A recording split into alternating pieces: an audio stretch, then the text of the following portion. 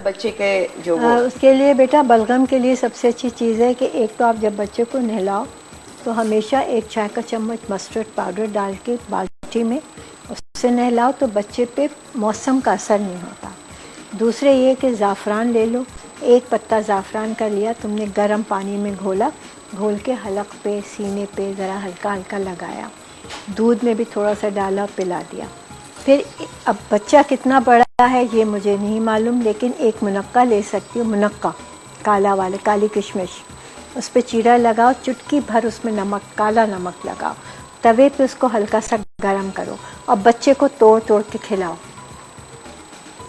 तो होता क्या, बलगम की उल्टी होती है और बहुत अच्छा रहता है। हल्दी दूध पिलाओ, शहद लो 1 चम्मच, उसमें थोड़ी सी अदरक डालो, थोड़ी सी अजवाइन डालो, पकाओ, वो खिलाओ, उससे भी बलगम निकलता है।